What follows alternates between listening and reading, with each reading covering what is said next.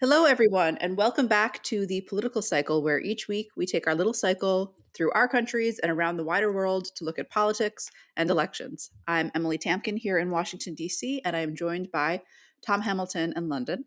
Hello. Now, Rohan is not with us this week from Cairo, but instead we have for you a guest. Tomáš Madleňák is an investigative reporter at the Investigative Center of Jan Kuciak in Slovakia. Tomáš, thank you for being with us. Thank you for having me. Hi. Hi.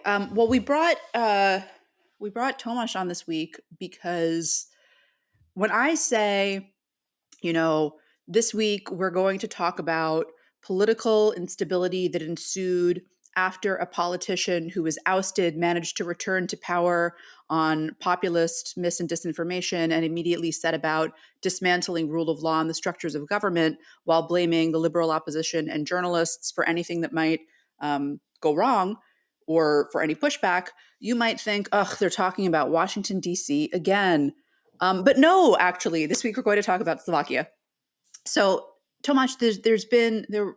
I mean, even the headlines that broke through here, there were massive protests that were blamed on Ukraine by your Prime Minister Robert Fico. But sort of give us the backstory. What is the context for for this conversation? How long into the past do you want me to go? Let's That's a start with complicated question you have asked just now. yeah. Let's start with. Let's start with 2018. I think you have to start with 2018. Yeah, not to go too far into the past. It might sound like a long time ago, 7 years ago. So 7 years ago, a journalist was murdered in Slovakia. His name was Jan Kuciak. He was 27 years old, and a hired assassin shot him dead together with his fiancée, Martina Kushnirova. And this was an absolutely shocking event for our country.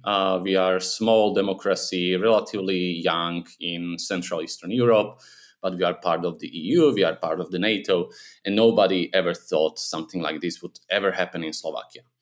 The guy who was running the country since 2006, he hasn't lost any election up until that point, was Robert Fico.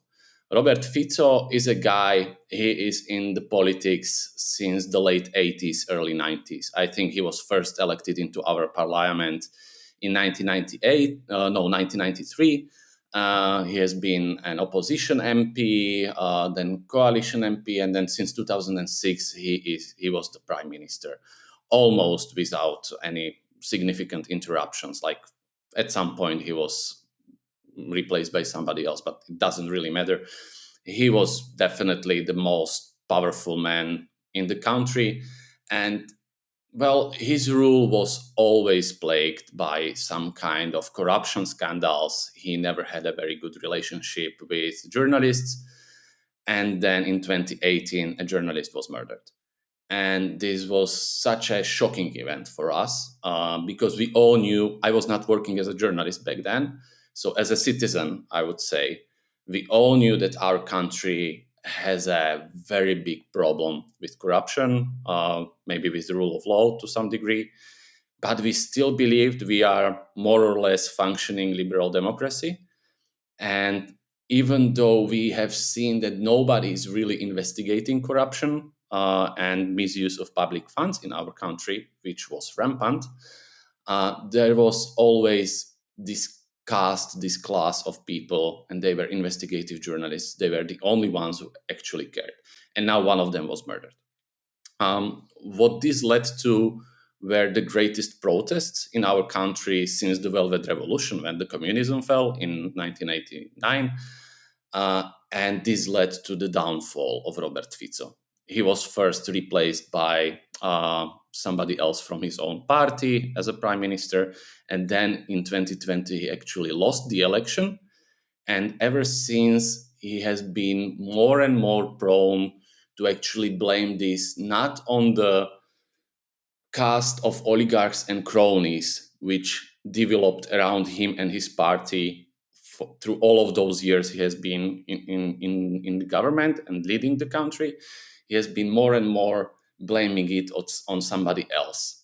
And actually, since 2018, he has been saying that this is because of George Soros, this American billionaire philanthropist that the autocrats around the world do not really like, which was obviously, it needs to be said, it was nonsense back then, and it is nonsense until now. Robert Fico eventually won the election again in 2023, and what he has been doing since can be only described as dismantling rule of law and liberal democracy in Slovakia.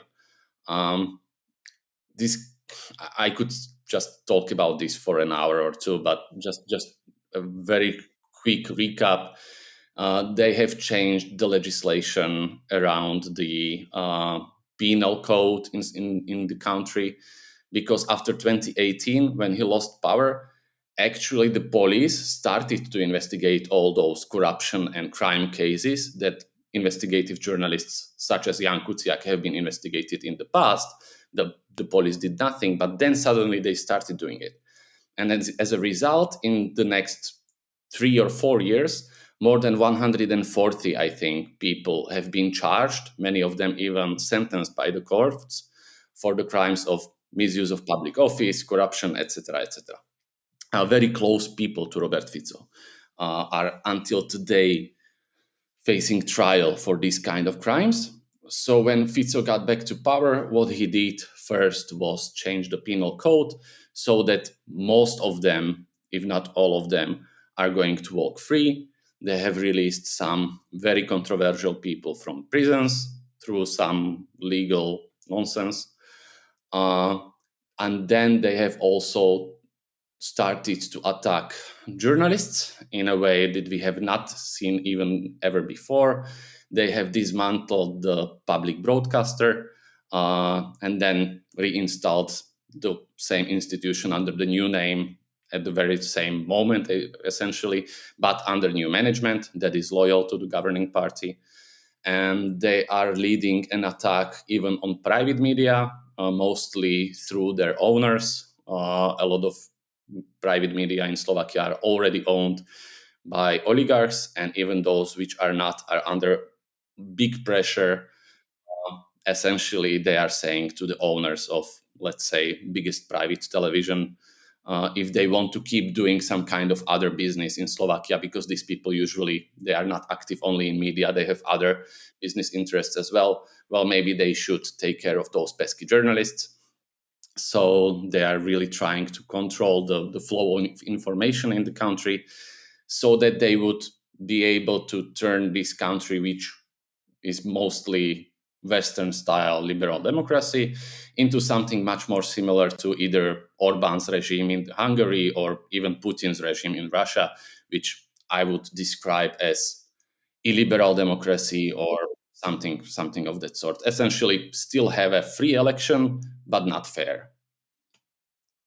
And this is really making a lot of bad vibes in the country among the population, and this is the reason why people are protesting now once again, just to get back to what is happening right now, what is going to happen in 2 days. Actually, on Friday, there is going to be next round of huge protests. These protests are actually almost as huge already as those in 2018 when Young was murdered. This time, nobody was murdered yet, but people are really, really angry because of all of these changes and this movement towards like some kind of liberalism, autocracy, whatever. And also because these people, Robert Fico and his coalition partners, they even started to show some signals that they might even take us out of these Western groups such as NATO and European Union. This is not just the fact that Fico is one of the only Western leaders who visited Putin last year, shortly before Christmas, and had a nice photo shoot with him, and we do not really know what he talked about with him.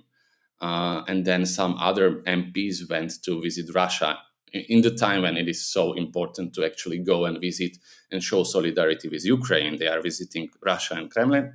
But then when they came back, they started talking about like, now they are claiming they do not want to actually do some kind of slow exit or something like that.